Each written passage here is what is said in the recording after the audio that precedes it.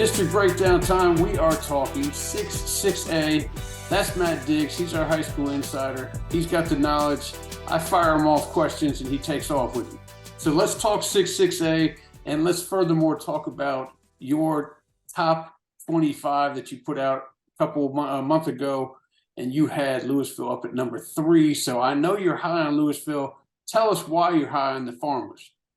Man, how can you not be leading off 6A without some Plano East talk? Come on, Ward. Where's my guy who understands me a little bit? I don't understand as much as I should. Dang it. Well, we're talking Lewisville anyway.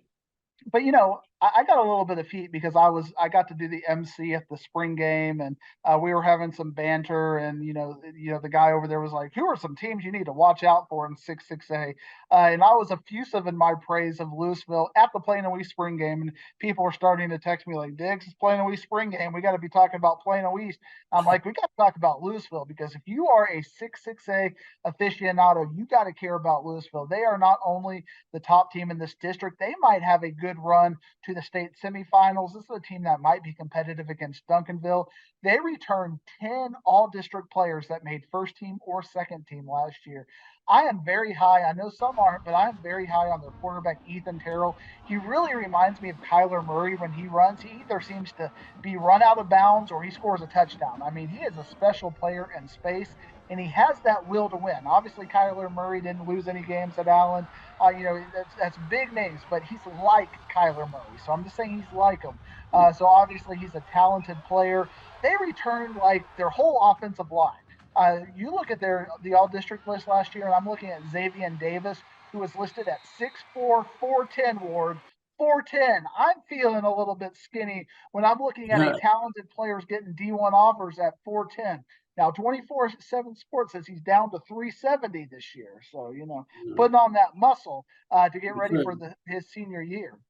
Jenny Craig got a hold of him. Dang it, Jenny, don't return his calls.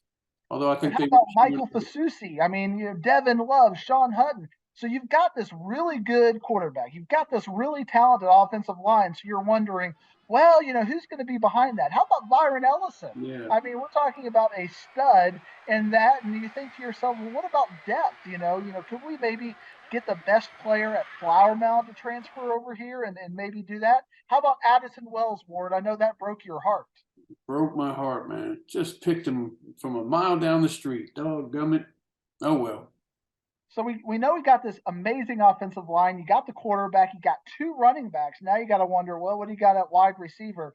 Well, you got Lamar Kirby, a very talented player coming back. But how about a player you can throw on both sides of the ball in Jaden Hardy, who is like a breakaway receiver when you put him there? I mean, where are the holes in this offense, Ward? Tell me when I'm lying. Tell me when I'm lying, Ward. I can't. I'm looking for my glasses, but I'm seeing the same thing you're seeing, man. That is a solid team. I mean, I don't think I've ever seen a team that you could look at just every player on the offensive side of the ball and say everybody's got a chance to go D1. I mean, this is a team that has so much talent. Then you're like, well, what about the defense? What about the holes? Well, we talked about Jaden Hardy, who plays both ways. A top 3-4-star guy.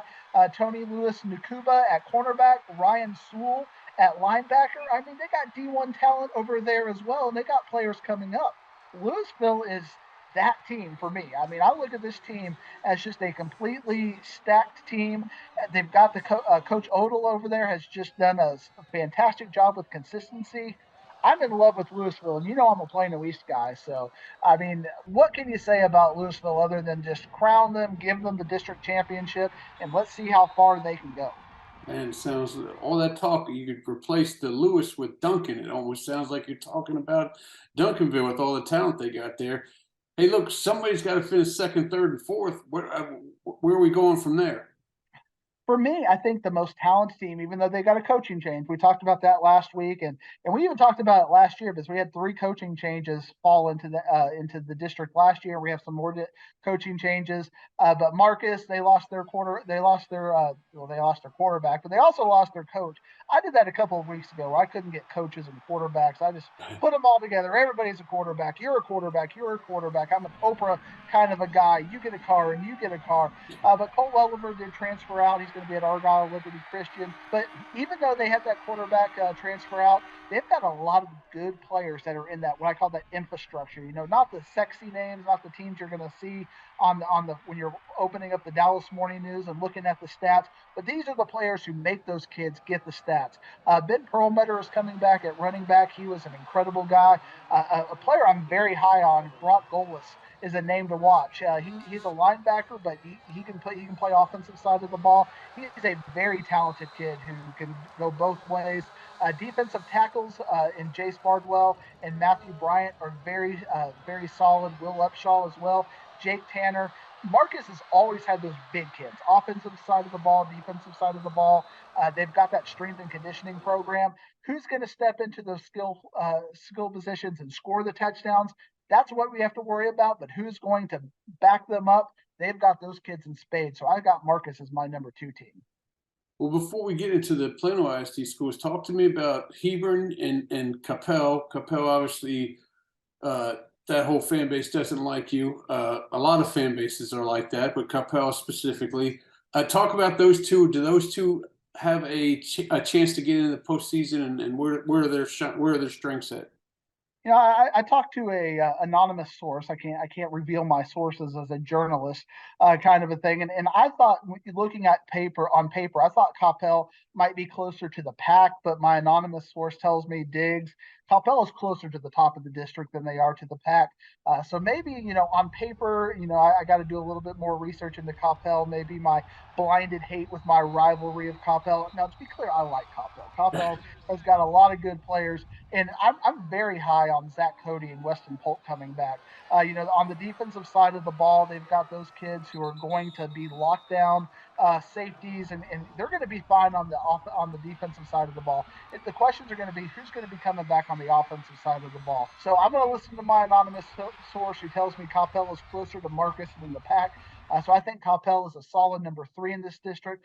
From there, I think you can put a lot of question marks on the rest of this district. Now, Ward, I know we talked a lot about it last year. I think everybody could make an argument at the bottom of this district that they could have made the playoffs last year. And I think everybody could make an argument that they could make the playoffs this year.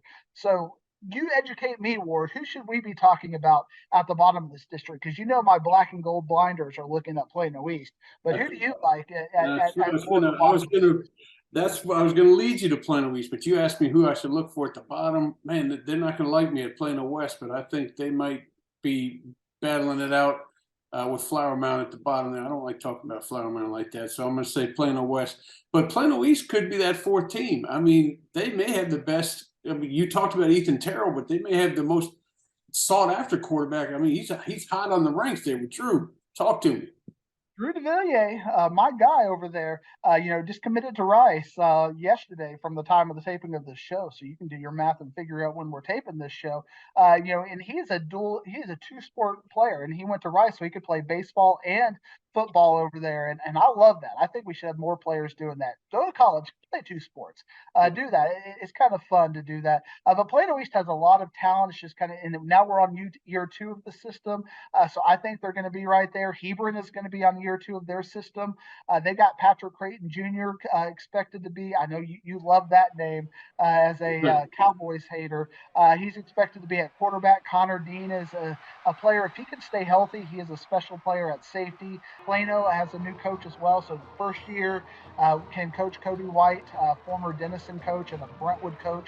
We're getting coaches from out of state over here in Plano as well. They lost one of their best players to the transfer portal. So they're going to be. We'll talk about that next week in 7-6A. But they've got probably the best line out of these teams we're talking about. But Flower Mound, you kind of put them with Plano West. Flower Mound has been consistently the best coach team in this district, in my opinion. When you look at all of these teams, I don't know who started first, Odell or Basil, but I mean, you're talking about a coaching staff that is imbued in Flower Mound. They've got a system, they've got a pathway, and they just churn out wins.